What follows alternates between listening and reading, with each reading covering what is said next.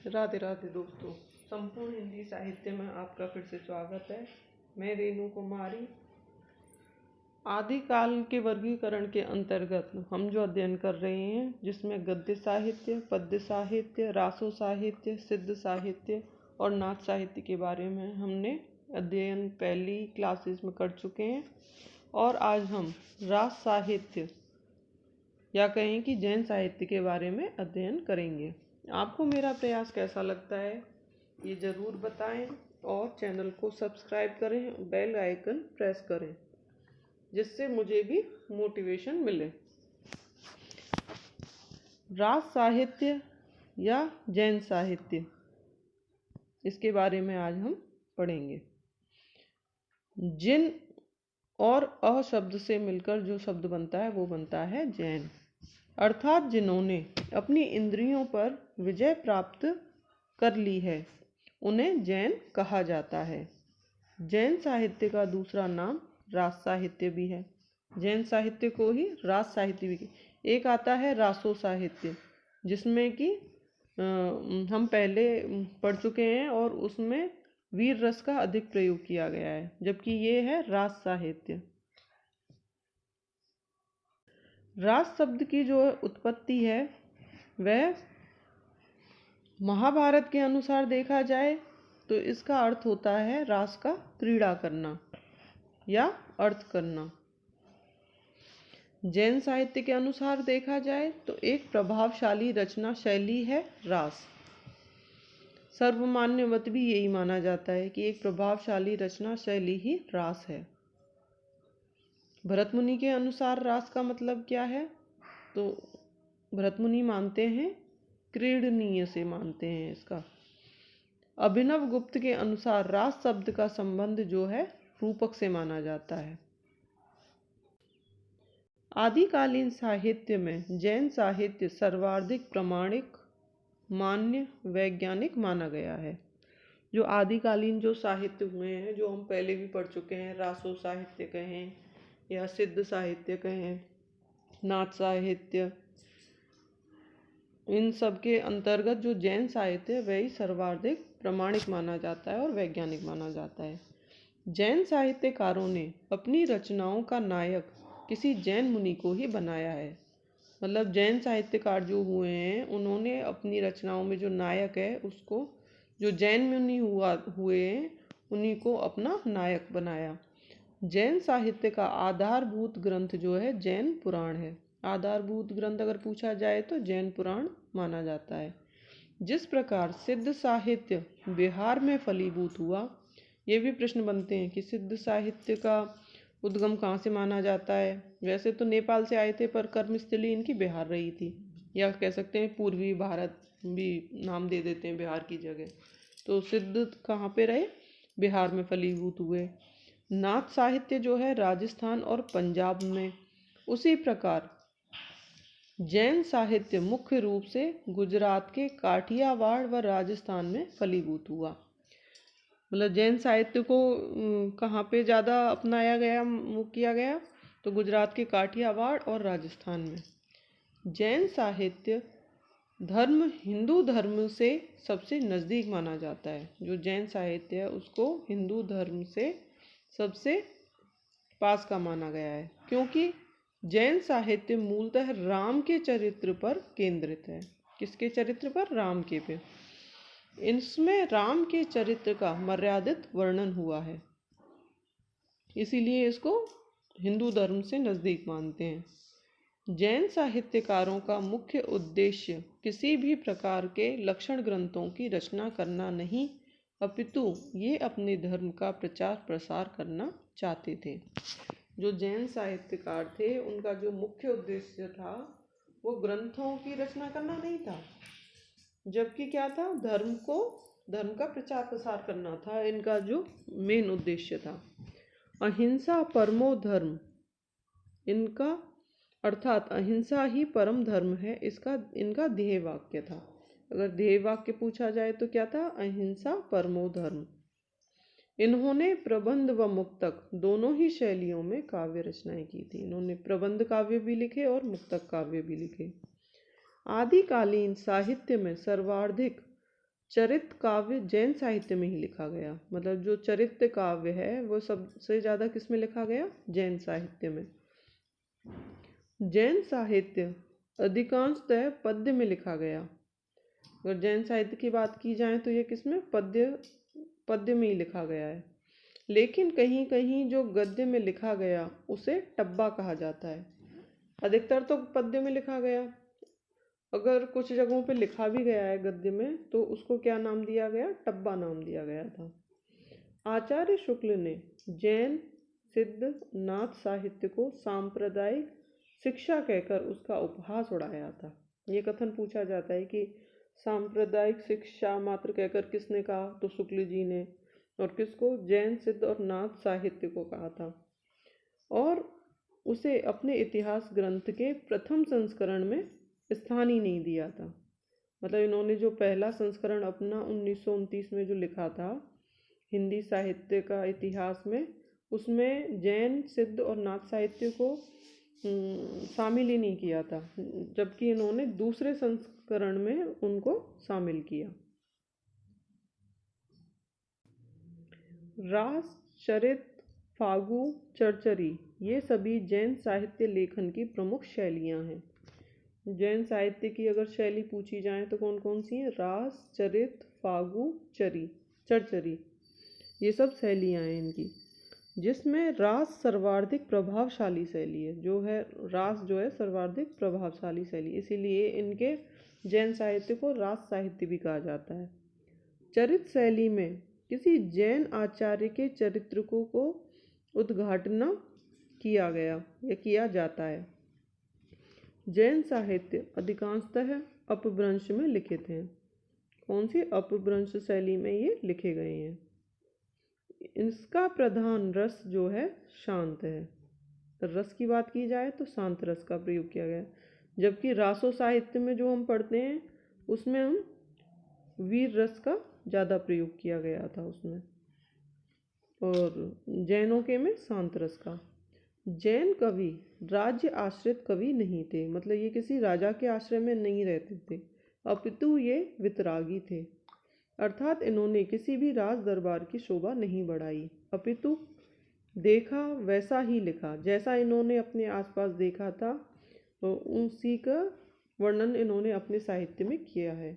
जैन साहित्य में पंचव्रत की भावना स्पष्ट दिखाई देती है।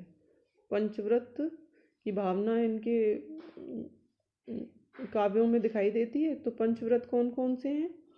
पंचव्रत हैं सत्य, अहिंसा, परोपकारिता, प्रेम भावना और अपरिग्रह। ये 5 इनके व्रत माने जाते हैं। जैन साहित्य में वसुदेव कुटुंबकम में विश्वास रखता है। जैन साहित्य जो है किसमें विश्वास रखता है? वसुदेव कुटुंबकम में। जैन साहित्य का वर्गीकरण अगर किया जाए तो इसको 2 भागों में विभाजित किया जाता है। इसका वर्गीकरण कितने 2 भागों में किया गया है। एक तो आता है अपभ्रंश प्रभाव से मुक्त साहित्य, जो कि 10वीं शताब्दी के बाद लिखा गया, और एक आता है अपभ्रंश प्रभाव से युक्त, वो आता है 10वीं शताब्दी से पहले जो लिखा गया था, वो तो अपभ्रंश प्रभाव से युक्त था। और एक आता है अपभ्रंश प्रभाव से मुक्त, जो कि 10वीं शताब्दी के बाद का है। पहले हम पढ़ेंगे अपभ्रंश प्रभाव से मुक्त साहित्य। इसमें पहला नाम आता है हेमचंद्र। ये कौशल प्रदेश के निवासी थे, जिनका वास्तविक नाम था चंगदेव। ये गुजरात के राजा सिद्धराज व उनके भतीजे कुमारपाल के सभा पंडित रहे। इन्होंने हिंदी, अपभ्रंश, प्राकृत व संस्कृत भाषाओं में लेखन कार्य किया। इन्होंने कौन कौन सी भाषाओं में लेखन कार्य किया? हिंदी में, अपभ्रंश में, प्राकृत में और संस्कृत में। इनके ग्रंथों की अगर बात की जाए तो पहला ग्रंथ आता है इनका कुमारपाल चरित्र। इसमें कुमारपाल का चरित्र वर्णन किया गया है। यह रचना 28 सर्गों में विभक्त है, जिनमें प्रथम 20 सर्ग जो हैं संस्कृत में व अंतिम सर्ग कुमारपाल को संबोधित करते हुए लिखा गया है। अगली रचना आती है हेमचंद्र की, सिद्ध हेमचंद्र शब्दानुशासन। यह ग्रंथ सिद्धराज के आश्रय में रहकर लिखा गया।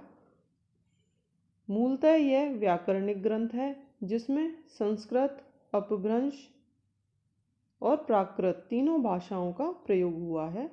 इसमें सिद्ध हेमचंद्र शब्दानुशासन में। और ये कैसा व्याकरणिक ग्रंथ है। ये भी पूछे जाते हैं कि ये किस प्रकार का ग्रंथ है, तो ये व्याकरणिक ग्रंथ है। अगला नाम आता है हेमचंद्र के ग्रंथ का, जिसका नाम है योग शास्त्र। ये ग्रंथ भी कुमारपाल के आश्रय में रहकर उनको प्रसन्न करने के लिए लिखा गया। चौथा ग्रंथ आता है छंदोनुशासन। यह ग्रंथ छंद से संबंधित है।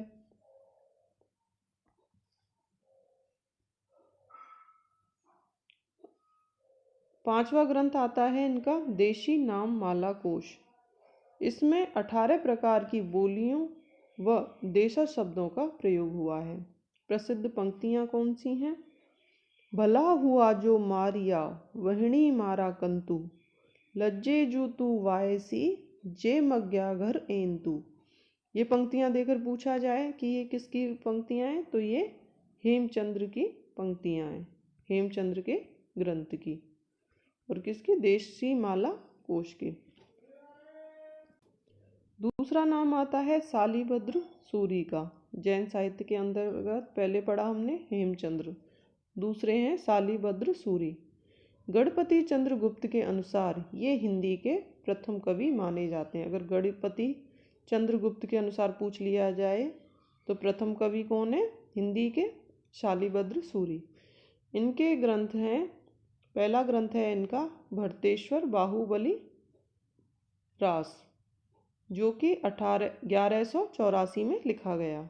इसमें दो राजाओं के मध्य हुए युद्ध, वीरता व अंत में शांति का वर्णन है। इस ग्रंथ में भरतेश्वर अयोध्या के राजा हैं व बाहुबली तक्षशिला के राजा हैं। जो भरतेश्वर हैं वो तो कहाँ के राजा हैं? अयोध्या के। और बाहुबली तक्षशिला के राजा हैं। उन्हीं के बीच हुए युद्धों का वर्णन इसमें किया गया है। ग्रंथ का प्रारंभ जो है वीर रस के साथ, जबकि समापन शांत रस के साथ होता है, जो कि जैन जो साहित्य है उसकी इसका विशेष रस है, शांत रस। तो प्रारंभ तो वीर रस से हुआ है इसका, क्योंकि युद्धों का वर्णन किया गया है, पर अंत में इसमें शांत रस का प्रयोग हुआ है। इसमें कुल 15 सर्ग हैं। यह रास काव्य परंपरा का प्रथम ऐतिहासिक ग्रंथ माना जाता है। ये इम्पोर्टेंट प्रश्न बनता है कि प्रथम ऐतिहासिक ग्रंथ कौन सा है रास परंपरा का, तो वो है भरतेश्वर बाहुबली रास। यह लघु खंड काव्य की श्रेणी में आता है। इसकी भाषा जो है अपभ्रंश प्रभावित राजस्थानी है। अपभ्रंश भाषा में ही लिखे गए हैं जैन साहित्य तो, और प्रभावित किससे? राजस्थानी से। इसमें 205 छंद लिखे गए हैं और सर्ग कितने हैं? 15। अगली रचना आती है इनकी बुद्धिरास, शालिभद्र सूरी की। तीसरे रचनाकार आते हैं सुमति गुणी, जिन्होंने नेमिनाथ रास की रचना की 1213 ईस्वी में। इसमें 58 छंद हैं। 58 छंदों में से के माध्यम से राधा कृष्ण की लीलाओं का वर्णन इसमें किया गया है। किसमें? नेमिनाथ रास में। नाम देकर पूछा जाए कि नेमिनाथ रास किसकी रचना है, तो सुमति गुणी की। और इसमें किसका वर्णन है? राधा और कृष्ण की लीलाओं का वर्णन है।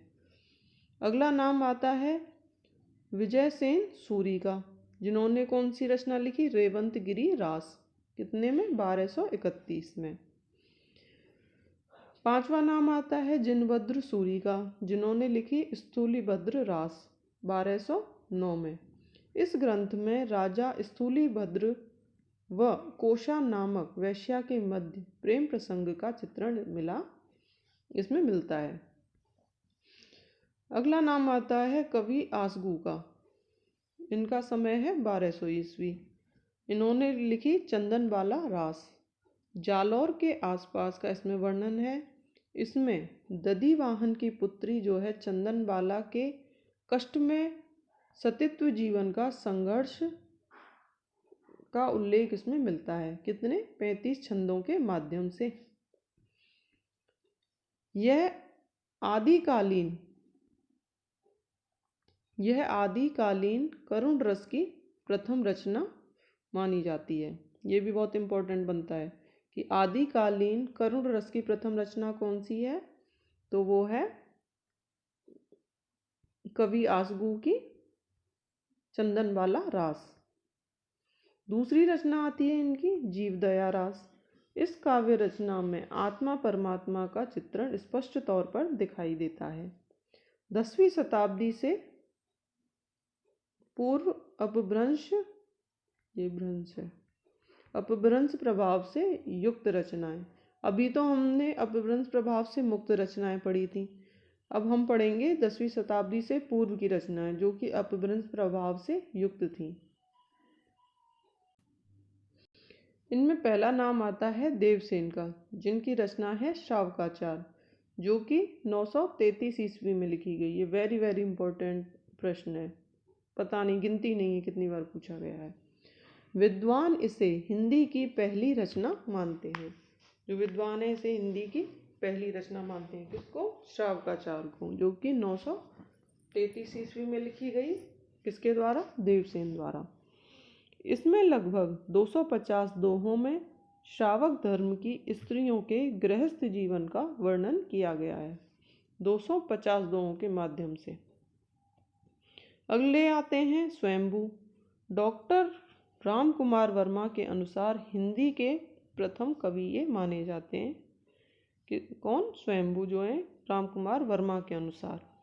इनको छंदस चूड़ामणि, कविराज चक्रवर्ती, अलंकार छंद व्याकरण के मर्मज्ञ कहा जाता है। इनको जो उपाधियां दी गई हैं वो कौन कौन सी दी गई हैं? छंदस चूड़ामणि, कविराज चक्रवर्ती और अलंकार छंद व्याकरण के मर्मज्ञ, इनको कहा जाता है। स्वयंभू की रचनाओं में प्रथम नाम आता है पौम चरियू का। राम कथा का चित्रण इसमें किया गया है। अपभ्रंश भाषा में ये रचित है। रचित होने के कारण इस रचना को अपभ्रंश की रामायण भी कहते हैं। अपभ्रंश की रामायण किसे कहते हैं? पौम चरियू को। किसकी रचना है ये? स्वयंभू की रचना है।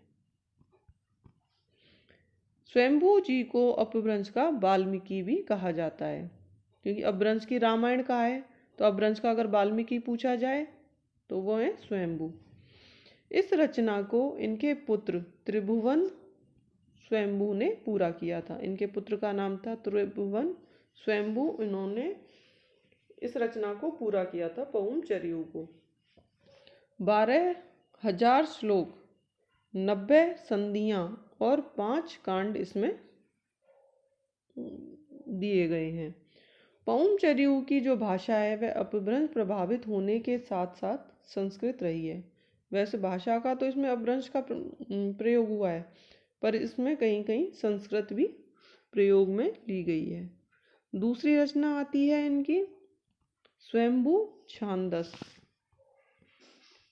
छंद शास्त्र की महत्वपूर्ण रचना है ये। इसमें इन्होंने प्राकृत अपभ्रंश में रचित छंदों का संकलन किया है। प्राकृत और अपभ्रंश में जो रचित छंद हैं उसका संकलन इसमें किया है। अगले आते हैं पुष्पदंत। ये पहले शैव थे, अब ये शैव आएगा, शिव के उपासक थे, बाद में जैन बने। शिव सिंह सेंगर ने इनको हिंदी का प्रथम कवि माना। ये अलग अलग विद्वानों ने प्रथम कवि अलग अलग माने। शिव सिंह सेंगर के अनुसार प्रथम कवि पूछा जाए तो पुष्पदंत, अभी राम कुमार वर्मा के अनुसार पूछा जाए तो स्वयंभू। तथा इन्हें भाषा की जड़ भी कहा जाता है। इन्हें पुष्य या पुण्य कवि भी कहते हैं। कहीं कहीं नाम इनका पुष्य भी मिलता है और कहीं पुण्य भी मिलता है। इन्होंने स्वयं को अभिमान मेरु कहा। स्वयं को इन्होंने किसकी संज्ञा दी? अभिमान मेरु की। विद्वान इन्हें, और जो अन्य विद्वान है वो क्या कहते हैं? कवि कुलतरु, कवि रत्नाकर और सरस्वती निलय, ये उपमाएं तो दी अन्य विद्वानों ने, और अभिमान मेरु उन्होंने स्वयं को कहा था। किसके बारे में बात हो रही है? पुष्पदंत के बारे में। इन्हें अपभ्रंश का बहुभूति भी कहते हैं। अपभ्रंश का वाल्मीकि पूछा जाए तो स्वयंभू थे, और अपभ्रंश का बहुभूति पूछा जाए तो वो हैं पुष्पदंत। इनके ग्रंथों में नाम आता है महापुराण। मूल रूप से कृष्ण काव्य को आधार बनाया गया। महापुराण में किसको? कृष्ण को आधार बनाया गया। इसी कारण इन्हें अपभ्रंश का महाभारत या पुष्पदंत को अपभ्रंश का वेदव्यास भी कहा जाता है। इसमें 63 जैन तीर्थंकरों का वर्णन है। 63 जैन तीर्थंकर जो हुए उनका इसमें वर्णन किया गया है। इस ग्रंथ की भूमिका में पुष्पदंत ने लिखा है कि इससे बढ़िया ग्रंथ कोई भी नहीं लिख सकता। इसी कारण इस रचना में पुष्पदंत ने स्वयं को अभिमान मेरु कहा है। पुष्पदंत ने जो ये रचना की महापुराण, इसी रचना के आधार पर इन्होंने अपने आप को अभिमान मेरु कहा था। इनका कहना था कि इससे बढ़िया ग्रंथ कोई लिख ही नहीं सकता। पुराण के बाद नाम आता है जसहर चर्यू का। इसका नाम यशोधरा चर्यू भी मिलता है। इसमें नगरीय व ग्रामीण जीवन की झांकी है। ये एक खंड काव्य है। कैसा काव्य? खंड काव्य। 4 संधियों में विभक्त है ये। अगली रचना आती है, अगली रचना है ऋणय कुमार चर्यू। ये ऋण है, ऋण वह नहीं है। ऋणय कुमार चर्यू या नाग कुमार चर्यू नाम मिलता है। इसमें पुष्पदंत ने अपने स्वयं के जीवन दर्शन को बताया है। नाग कुमार चर्यू या ऋणय कुमार चर्यू, इसमें पुष्पदंत ने अपने ही जीवन का दर्शन दिखलाया है। 9 संधियों में विभक्त ये भी एक खंड काव्य है। अगला नाम आता है धनपाल का। धनपाल ने रचना की भविष्यत कहा या भविष्यत कथा इसकी। इसमें प्रेम और रोमांस का चित्रण है जो लोक भाषा के माध्यम से किया गया है। अगले जैन साहित्यकार हुए मुनीराम सिंह, जिन्होंने रचना की पाहुण दोहा की। इस रचना में इंद्रियों पर विजय प्राप्त करने का वर्णन मिलता है। 11वीं शताब्दी में लिखी गई। पाहुण दोहा का अर्थ है दोहों का उपहार या भेंट। अगले रचनाकार हैं जोइंदु या योगेंद्र।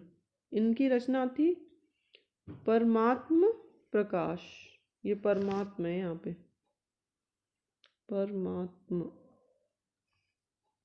परमात्म प्रकाश।